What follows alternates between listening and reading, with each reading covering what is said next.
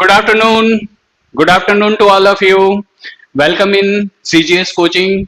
ठीक है. और जैसा कि आप लोगों को पता है कि हम लोगों के लिए अब लॉकडाउन खत्म हो चुके हैं. लॉकडाउन के बाद 2-3 लॉकडाउन के बाद अभी हम लोगों ने ऑफलाइन क्लासेस बंद की हुई थी, जो कि सभी को पता होगी कि ऑफलाइन बंद थी, लेकिन हाँ हमारी ऑनलाइन क्लासेस चल रही थी. तो अब क्योंकि अब गवर्नमेंट के सर्कुलेशन भी आ गए हैं, दिल्ली गवर्नमेंट ने अलाउ भी कर दिया है कि हाँ अब अपना ऑफलाइन बैचेस स्टार्ट कर सकते हैं. तो हमारे न्यू बैचेस जो कि आपकी केवीएस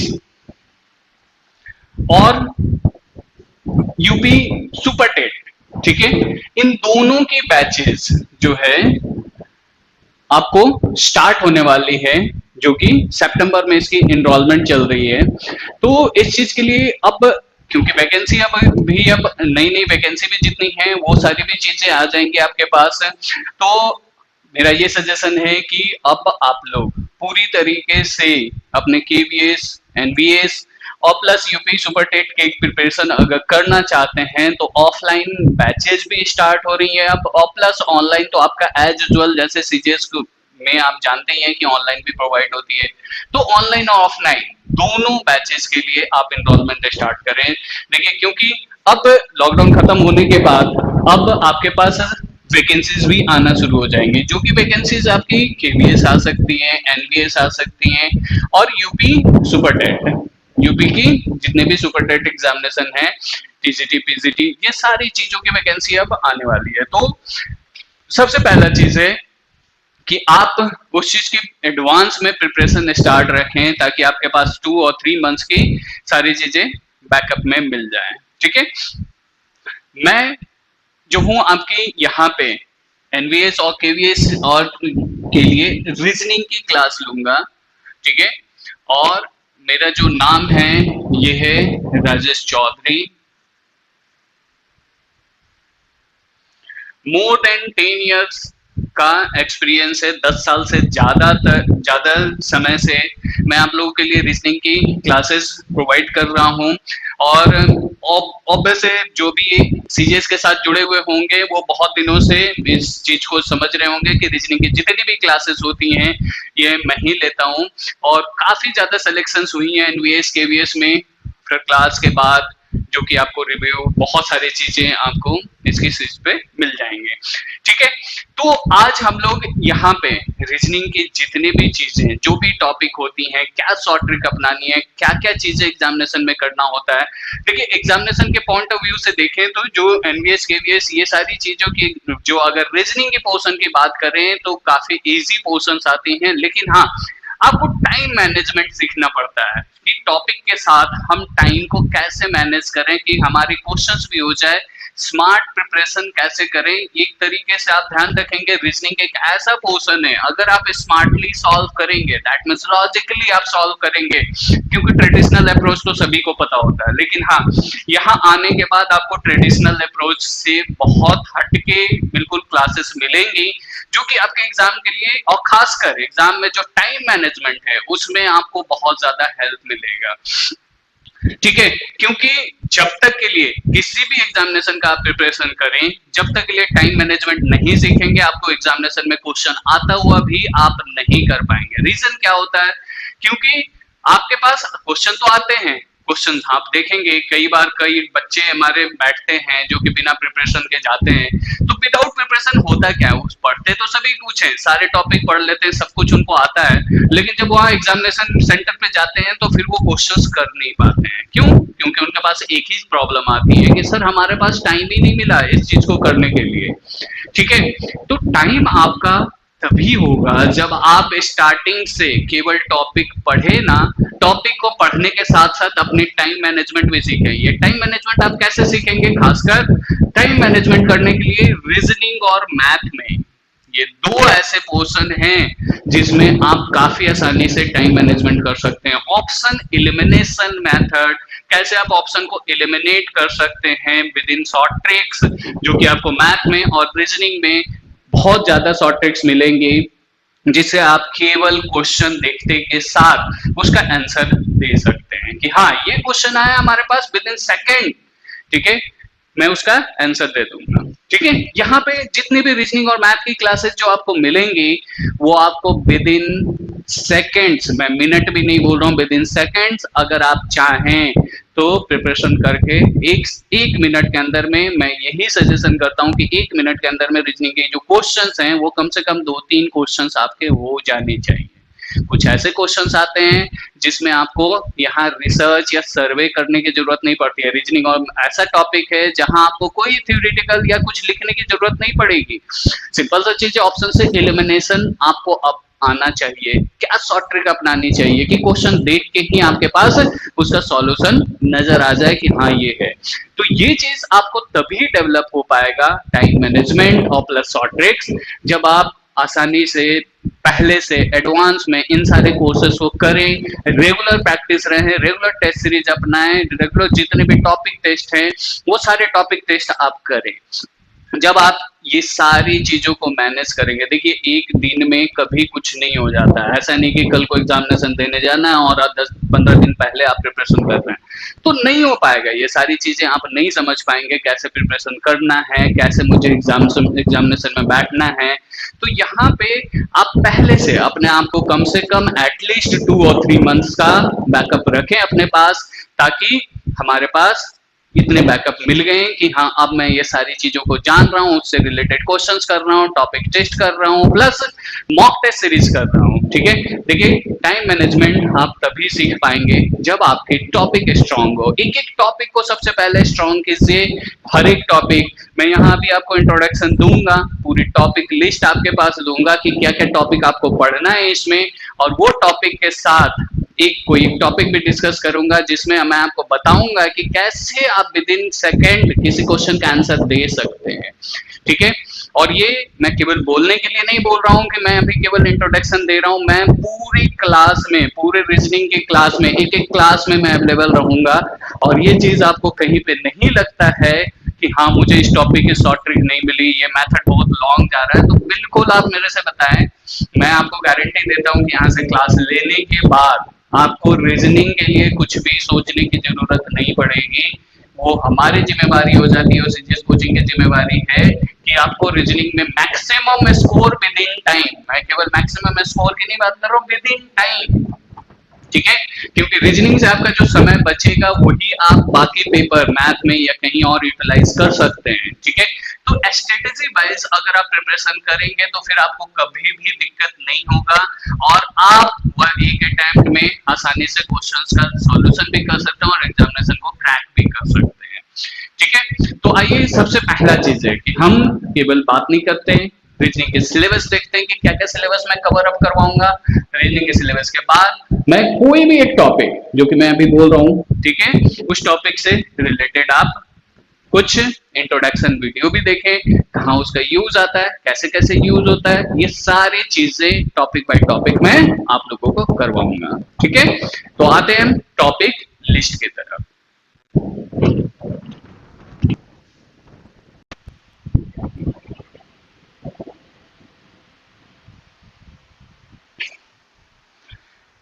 गुड आफ्टरनून।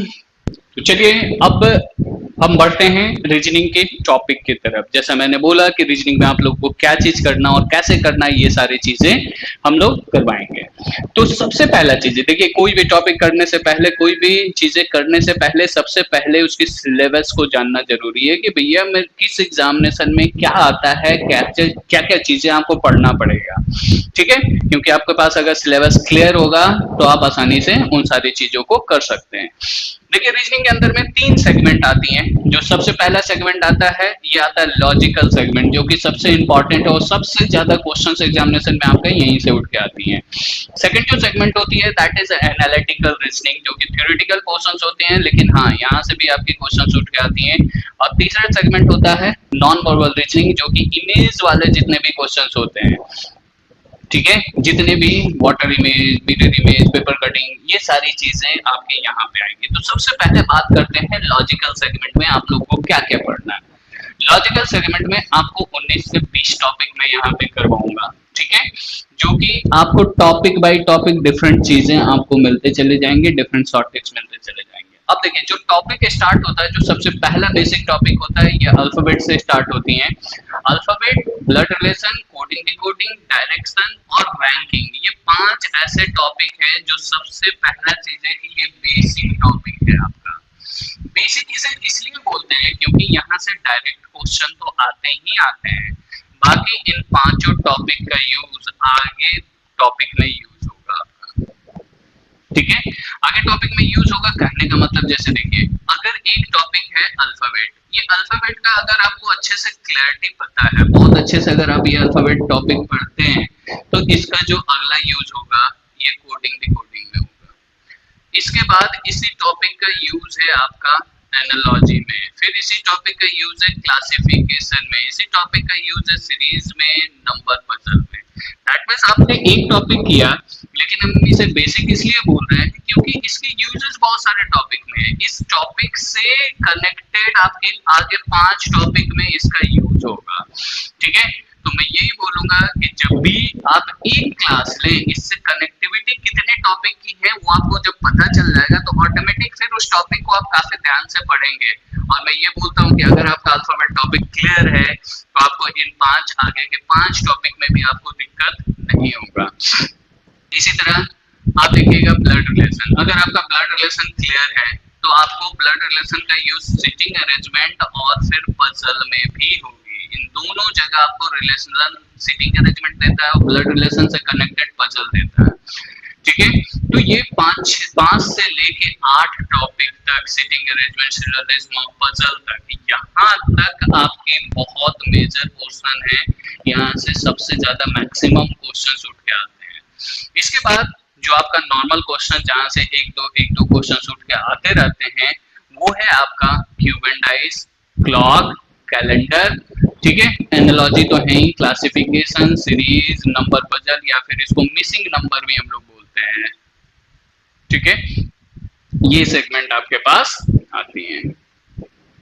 फिर counting of figure, Venn diagram, decision making और डेटा सफिशिएंसी। तो ये 19 से 20 टॉपिक आपके पास सबसे पहले मैं लॉजिकल सेगमेंट में करवाऊंगा।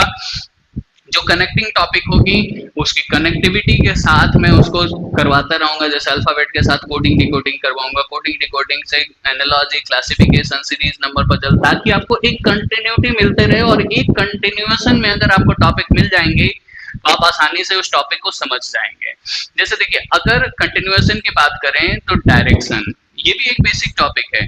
अब डायरेक्शन अगर आपको क्लियर नहीं होगा ना, तो आपको सिटिंग अरेंजमेंट में प्रॉब्लम आएगी। सिटिंग अरेंजमेंट और डायरेक्शन अगर क्लियर नहीं होगा, तो आपको पजल में प्रॉब्लम आएगी। तो रीजनिंग में ये हमेशा ध्यान रखेंगे कि बहुत ऐसे टॉपिक हैं जो कनेक्टिंग टॉपिक है। अगर आपका बेस क्लियर है, बेस कहने का मतलब ये 5 टॉपिक और ये 3 टॉपिक, अगर ये 8 टॉपिक आपने कर लिया, तो रीजनिंग का आधा काम हो जाएगा आपका। करीबन 60% काम आपका यहीं पे हो गया। ठीक है, और क्यों 60% या 70% भी मैं बोल रहा हूँ कि आपका काम हो गया, क्योंकि अल्फाबेट अगर आप ये करोगे तो आपका सीरीज भी कंप्लीट हो जाएगा, नंबर पजल भी कंप्लीट हो जाएगा, और इधर एनालॉजी भी कंप्लीट हो जाएगी, और क्लासिफिकेशन भी कंप्लीट हो जाएगी। ठीक है, बाकी जो बचा क्यूब डाइस, क्लॉक, कैलेंडर, इसमें ऐसे शॉर्ट ट्रिक मैं दे दूंगा जो कि आप कभी भूलोगे ही नहीं। ठीक है, इसके बाद जो सेकंड सेगमेंट आती है एनालिटिकल, ये थ्योरेटिकल पोर्शंस आपके एग्जामिनेशन में आती है। थ्योरेटिकल करने का मतलब कॉम्प्रिहेंसिव फॉर्मेट में आता है। एक कोई ना कोई सेंटेंस लिखा हुआ रहेगा, उसके बेस पे आपको सारे क्वेश्चंस के आंसर देना पड़ता है। इसमें मैं 4 सेगमेंट करवाऊंगा आपका। एक तो statement and assumptions, second one होता है statement and argument, third one होता है statement and course of action, और फोर्थ वन होता है कॉज एंड इफेक्ट। तो ये सेगमेंट आप आसानी से कर सकते हैं। इसमें क्या मेथड, क्या थीम अपनानी है, ये सारी चीजें मैं आपको बता दूंगा। और जो लास्ट सेगमेंट होती है ये नॉन वर्बल रीजनिंग, जो कि इमेजेस वाले क्वेश्चंस होते हैं। इमेजेस वाले क्वेश्चंस कहने का मतलब आपका मिरर इमेज, इसमें भी 5-6 सेगमेंट होती है। Mirror image, water image, paper cutting and folding, completion of figure. ठीक है, इसके बाद इसमें एनालॉजी भी आती है, जो कि इमेज वाली एनालॉजी होती है, और क्लासिफिकेशन भी होती है। तो जब मैं ये नॉन वर्बल करवाऊंगा, इसमें भी आपको सारे टॉपिक कवर अप करवाऊंगा। दैट मींस आप रीजनिंग के अंदर में ये ध्यान रखेंगे कि करीबन 30 से 35 टॉपिक आपको करने हैं, 30 to 35 टॉपिक, जो कि यहाँ काफी आसानी से आप कर सकते हो, और अगर इतने टॉपिक आप कर लिए तो फिर आपको कोई दिक्कत नहीं होगा। तो आज क्योंकि आपकी एक इंट्रोडक्शन है, इंट्रोडक्शन क्लास है, तो इस इंट्रोडक्शन के लिए मैं आपको जैसे अभी बोला भी कि आप क्या शॉर्ट ट्रिक अपनाएंगे, कैसे शॉर्ट ट्रिक का यूज करना और कैसे विद इन सेकंड आप क्वेश्चन देखते के साथ आंसर बता दें, इस चीज को लिए हम कुछ टॉपिक, आज एक बेसिक टॉपिक जो कि पहला टॉपिक आपका है अल्फाबेट। अब ये अल्फाबेट आपका बेसिक भी है और प्लस ये ध्यान रखेंगे कि अल्फाबेट के साथ साथ मैंने क्या बोला आपको 5-6 टॉपिक की प्रिपरेशन हो रही है। तो इससे हम कुछ ट्रिक और कुछ चीजें देखते हैं कि क्या चीज इसमें होता है और कैसे हम इसे क्वेश्चंस करें। ठीक है, तो स्टार्ट करते हैं हम एक टॉपिक। ठीक है, देखिए अल्फाबेट अगर टॉपिक देखोगे तो अल्फाबेट में बेसिकली क्वेश्चंस क्या होते हैं, किस टाइप से क्वेश्चंस होते हैं। मान लो कि एक अल्फाबेटिकल सीरीज दे दिया गया कि ए बी सी डी ये अप टू जेड तक एक अल्फाबेटिकल सीरीज है। अब इस सीरीज में मैंने अगर क्वेश्चन पूछा कि which letter is 7 to the right of 8 letter from left, कहने का मतलब आपको पता है कि इस साइड लेफ्ट हैंड होती है और इस साइड राइट हैंड होती है बैकवर्ड साइड से। ये बोल रहा है कि 7-8 लेटर फ्रॉम लेफ्ट, यानी लेफ्ट साइड से आप 8वें पोजीशन पे जाओगे तो कोई ना कोई अल्फाबेट यहाँ पे मिलेगा। इसके राइट में 7वां कौन सा अल्फाबेट होगा। ठीक है, तो एक तो तरीका है कि नॉर्मली जो सभी लोग अपनाते हैं, करते क्या है कि पूरा का पूरा ABCD लिख लो। ठीक है, तो ABCD लिखा, फिर लेफ्ट साइड से 8वें पोजीशन पे गए, जो अल्फाबेट उसे मिला उसके राइट में 7वां वो चले गए, जो अल्फाबेट होगा वो आंसर हो जाएगा। लेकिन बेसिकली होता क्या है कि यहाँ पे एक तो ABCD लिखने में आपके समय चले गए, फिर काउंटिंग करोगे, देन आंसर बताओगे, देन आप करोगे तो पता चला कि आपका 1 से 1.5 मिनट ऊपर ही लग गया, 2 मिनट भी लग सकते हैं। ठीक है, तो इतना समय एग्जामिनेशन में होता नहीं है। अब देखिए इस पूरे टॉपिक को करने के लिए, पूरा टॉपिक नहीं इनफैक्ट मैं 6-7 टॉपिक के लिए बता रहा हूँ जो कि इसका यूज होगा, वो है कि आपको हर एक अल्फाबेट की पोजीशन पता होना चाहिए कि किस पोजीशन पे कौन सा अल्फाबेट होता है। ये बिल्कुल अगर मैं बोलूं कि 15 पोजीशन पे कौन सा अल्फाबेट होता है तो आपके दिमाग में बिल्कुल स्ट्राइक करना चाहिए, क्लिक होना चाहिए कि ये अल्फाबेट होती है 15 पोजीशन पे। 18 पोजीशन पे कौन सा अल्फाबेट, तो आपके दिमाग में क्लिक करना चाहिए। अब इस चीज को करने के लिए सबसे पहले मैं कुछ बेसिक बता रहा हूँ, इसलिए थोड़ा सा टाइम लूंगा, इसके बाद आप खुद ही क्वेश्चंस करते चले जाओगे। तो देखिए अल्फाबेट के पोजीशन को ध्यान रखने के लिए कि A first position, B second position, D fourth position और इसी तरह जेड 26 पोजीशन पे, इसकी पोजीशन याद रखने के लिए आप कुछ मत करो, ये 5 अल्फाबेट केवल याद रखना, ई जे ओ टी वाई।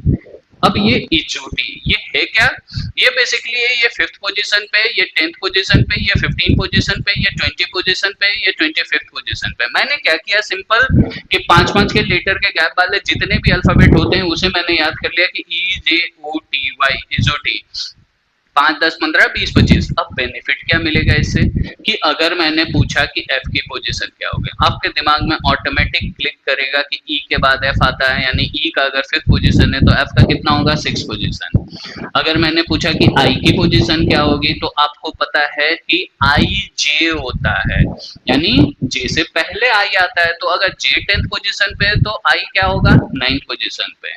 अगर मैंने पूछ लिया कि आर की पोजीशन क्या होगी तो ओ पी क्यू आर होता है, तो ओ का अगर 15th है तो पी क्यू आर यानी 15 और 3 18 पोजीशन पे आर हो जाएगा आपका। अगर मैंने पूछ लिया कि वी की पोजीशन क्या होगा तो टी यू वी होता है, तो टी का अगर 20 है तो यू वी यानी 22वां पोजीशन पे होगा। तो बेसिकली हम इन 5 अल्फाबेट के आगे और पीछे जाके हम किसी भी अल्फाबेट की पोजीशन को बता सकते हैं कि बेसिकली वो किस पोजीशन पे कौन सा अल्फाबेट होता है। और इतना ध्यान रखेंगे कि ये जो हम पोजीशन याद कर रहे हैं ये लेफ्ट साइड से याद कर रहे हैं, राइट साइड से नहीं याद कर रहे हैं। अगर आप राइट साइड से देखोगे तो जेड फर्स्ट पोजीशन पे आएगा और ए 26 पोजीशन पे जाएगा।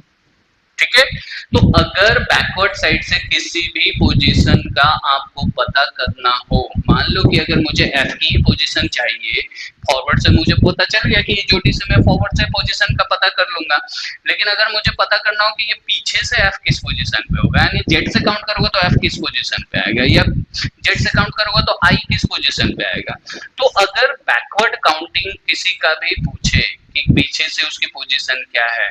तो इसके लिए भी आप ट्रिक अपनाइएगा कि टोटल नंबर ऑफ अल्फाबेट होते हैं 26, लेकिन आप क्या करेंगे इसमें 1 प्लस कीजिएगा और 27 आप ले लीजिएगा और 27 में से जिस भी अल्फाबेट की पोजीशन आपको चाहिए उसकी एक्चुअल पोजीशन आप माइनस कर देना, उसकी बैकवर्ड साइड से पोजीशन पता चल जाएगा। जैसे देखो F का 6 होता है फॉरवर्ड से, अगर मुझे पता करना हो कि बैकवर्ड साइड से क्या पोजीशन होगी तो सिंपल मैं क्या करूंगा 27 माइनस 6 कर दूंगा। अब 27 माइनस 6 किया तो ये कितना आ जाएगा 21st पोजीशन पे। ठीक है, अगर मुझे I की पोजीशन चाहिए तो मैं क्या करूंगा 27 में से इसकी एक्चुअल पोजीशन को माइनस कर दूंगा, तो इसकी एक्चुअल पोजीशन कितना है 9, यानी 27 में से 9 गया तो बचा कितना 18। इसी तरह R की पोजीशन चाहिए तो मैं क्या करूंगा 27 माइनस 18 कर लिया तो ये कितने पोजीशन पे होगा 9th पोजीशन पे बैकवर्ड से। B की अगर मुझे चाहिए तो ये मैं क्या करूंगा 27 माइनस 22 कर लूंगा तो ये कितने पोजीशन पे होगा 5th पोजीशन पे होगा। ठीक है, तो किसी भी अब ईजोटी से आपको बेनिफिट क्या मिल गया कि आपको फॉरवर्ड काउंटिंग भी पता चल गया और बैकवर्ड काउंटिंग भी पता चल गया। तो सबसे बेसिक चीज है इसकी, आपको सारे अल्फाबेट की पोजीशन पता होना चाहिए फॉरवर्ड से और बैकवर्ड से। अगर फॉरवर्ड से आपको पता है तो ऑटोमेटिक 27 में से माइनस कर लीजिएगा तो बैकवर्ड से भी आपको काउंटिंग पता चल जाएगी। ठीक है, अब हम बात करते हैं कि इन क्वेश्चंस को करना कैसे है। एक तो चीज हो गया कि ये पोजीशन, जब भी आपको अल्फाबेट का क्वेश्चन आए केवल दो चीजें याद रखिएगा जो कि मैं आपको आगे बता रहा हूं कि एक, जब सेम डायरेक्शन का केस हो, सेम डायरेक्शन कहने का मतलब है कि अगर लेफ्ट लेफ्ट के कॉम्बिनेशन हो या फिर राइट राइट के कॉम्बिनेशन हो, इस केस में हम क्या करेंगे सबट्रैक्ट करेंगे। और अगर डिफरेंट डायरेक्शन का केस हो,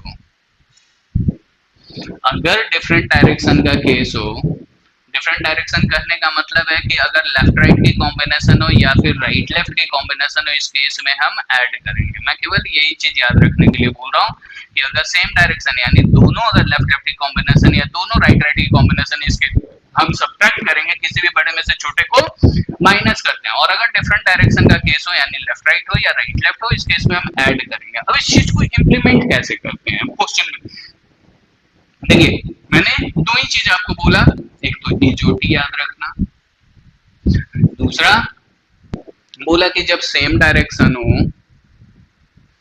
यानी लेफ्ट लेफ्ट या राइट राइट हो, इस केस में हम सब्ट्रैक्ट करेंगे। और जब डिफरेंट डायरेक्शन हो यानी लेफ्ट राइट और राइट लेफ्ट हो, इस केस में हम ऐड करेंगे। देखिए कैसे यूज करते हैं, सिंपल क्वेश्चन लिखा हुआ which letter is 7 to the right, आप लिख लीजिए 7R। 8 लेटर फ्रॉम लेफ्ट, आप लिख लीजिए 8L। जहाँ राइट लिखा था तो मैंने R लिख लिया, यहाँ लेफ्ट लिखा हुआ तो L लिख लिया। अब देखिए ये राइट और लेफ्ट की कॉम्बिनेशन है यानी डिफरेंट डायरेक्शन है, राइट और लेफ्ट में हम क्या करते हैं ऐड करते हैं, तो ऐड कर लीजिए 7 और 8 कितना हो जाएगा 15। और हमेशा बाद वाले के डायरेक्शन लीजिएगा, बाद में लेफ्ट रहेगा तो यहाँ लेफ्ट ले लीजिएगा, बाद में राइट रहेगा तो राइट ले लीजिएगा। अब ये क्या आ गया 15 पोजीशन फ्रॉम लेफ्ट। अब सिंपल इजोटी से इजे ओ टी वाई होता है यानी 5, 10, 15, 20 और 25। 15वां पोजीशन पे कौन सा अल्फाबेट होता है, तो लेफ्ट साइड से ये इजोटी भी काम करता है, तो 15वां साइड से कौन सा, तो ओ आपका आंसर हो गया।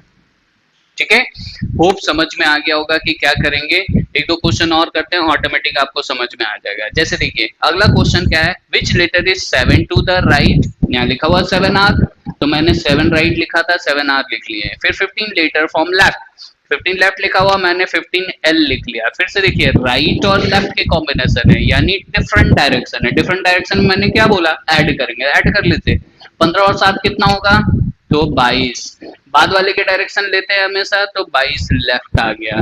अब 22 लेफ्ट आया, अब 22 लेफ्ट पे कौन सा अल्फाबेट होता है, तो सिंपल आपका दिमाग कहाँ जाना चाहिए, तो ये जो टी पे, तो ये 5, 10, ये 15 और 20। 20वां पे मुझे पता है कि टी है, तो 22वां पे क्या आएगा टी के बाद यू वी, तो वी आपका आंसर हो गया। होप क्लियर हो गया होगा। आगे बढ़ रहे हैं, देखिए नेक्स्ट क्या है कि 8 टू द लेफ्ट और 17 लेफ्ट। अब ये देखिए 70 लेफ्ट। अब देखिए दोनों क्या आ गया, सेम डायरेक्शन हो गया, लेफ्ट और लेफ्ट। और सेम डायरेक्शन केस में मैंने क्या बोला, तो सब्ट्रैक्ट करेंगे, तो सब्ट्रैक्ट कर लीजिए। तो सब्ट्रैक्ट करेंगे तो 17 में से 8 गया तो बचा कितना, 9। और हमेशा क्योंकि बाद वाले की डायरेक्शन लेते हैं तो क्या हो गया, 9 लेफ्ट।